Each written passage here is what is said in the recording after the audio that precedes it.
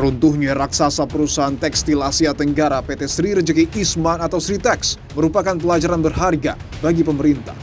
10.000 karyawan Sritex di PHK, namun ironis sampai dengan saat ini mereka belum mendapatkan haknya mulai dari THR hingga pesangon. Bahkan janji pemerintah untuk mempekerjakan kembali ex-karyawan Sritex pada pertengahan Maret lalu tak kunjung terrealisasi. Sementara ini saya masih serabutan. Kemarin juga udah tanda tangan kontrak sebenarnya. Terus kemarin juga ada info kemungkinan tanggal 7 kemarin udah mulai masuk kerja. Tapi sampai sekarang ternyata masih juga belum ada informasi lagi. Hak seperti THR sama pesangon masih belum kami terima.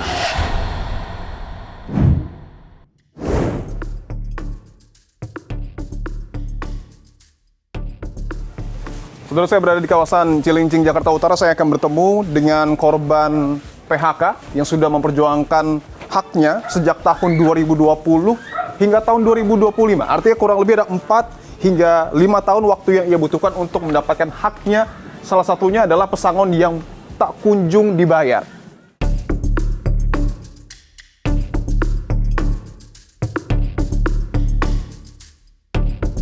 Saudara, saya baru saja tiba di kediaman dari korban PHK yang tadi saya sudah sebutkan, dan saya akan coba berbincang dengan korban PHK yang tadi sudah saya jabarkan, saudara. Mas Syahrul? Ya. Gimana kabar, Mas? Alhamdulillah. Alhamdulillah baik. Mas, boleh kita ngobrol sebentar di sini ya, Mas? Siap. Sebelumnya saya mendapatkan informasi, Mas. Mas Syahrul ini adalah korban PHK di tahun 2020, betul ya, Mas? Betul. Oke. Selama berapa tahun Mas Syahrul kerja di situ? 19 tahun lebih. 19 tahun lebih? Iya. Oke. Sampai akhirnya pada tahun 2020 Mas Syahrul terkena PHK ya, Mas ya? Betul. Mungkin bisa diceritakan sedikit saat itu kondisinya Mas Syahrul diberitahu kah oleh pihak perusahaan atau satu pihak saja langsung melakukan PHK? Agustus 2020, semua elemen karyawan tuh dikumpulkan. Baik dari manajemen, dari pihak serikat pekerjanya juga dikumpulkan di satu ruangan. Kita boleh dibilang itu meeting akbar lah, rapat akbar. Si pengusaha bilang bahwa master per tanggal 31 Agustus tutup tidak beroperasi. Artinya pada saat tutup tidak beroperasional, seluruh karyawan di situ sudah tahu akan di PHK? Setelah pertemuan di situ, hari berikutnya kita bikin perjanjian bersama, Mas. Perjanjian bersama? Bersama antara pihak pengusaha sama karyawan yang diwakili oleh serikat pekerja. Oke. Nah, kita bikin perjanjian yang kalau nggak salah ada 8 item, isinya bla bla bla segala macam. Kita dibayar 2 kali ketentuan, terus dibayar berdasarkan aset yang dijual secara bersama-sama segala macam. Kalau nggak salah ada 8 item di situ. Saya boleh lihat, mungkin ada berkasnya, Mas, soal perjanjian itu? Boleh ya? Ada. Oke, boleh saya pinjam ya, Mas ya? Silakan. Oke, saya akan tunjukkan saudara. Ini tertulis dengan sangat jelas surat berupa perjanjian bersama yang kemudian disepakati ya, Mas ya, antara pihak perusahaan dengan Serikat Pekerja Nasional. Ada 8 poin, Mas ya. Dari 8 poin ini, Mas Syahrul, saya akan coba bacakan poin ketiga ya, Mas ya. Di sini tertulis bahwa terkait dengan penutupan perusahaan, sesuai poin 1, maka pihak pengusaha memberikan hak atas pesangon kepada para pekerja sesuai dengan pasal 156 Undang-Undang 13 tahun 2003 setelah dilakukan penjualan aset secara keseluruhan. Dan ini juga ditandatangani secara lengkap ya, Mas ya, oleh Ketua Serikat Pekerja Nasional dan juga Komisaris Beserta para saksi. perusahaan dan juga beserta saksi. Artinya secara kesepakatan, secara formal ini sudah disepakati oleh kedua belah pihak. Tapi sampai dengan saat ini sudah diterima pesangonnya? Alhamdulillah belum. Total pekerja saat itu yang di PHK berapa orang? Kalau total hampir 500-an, Mas. Apa jawaban dari perusahaan? Kenapa tidak membayarkan pesangon selama kurang lebih 4 tahun ini? Dari 2020 sampai sekarang, kami aksi di kediamannya pun pernah. Di apartemen ya, kalau tidak salah? Iya, selain lewat menempuh jalur hukum, sempat dimediasi oleh Polsek Sawah Besar.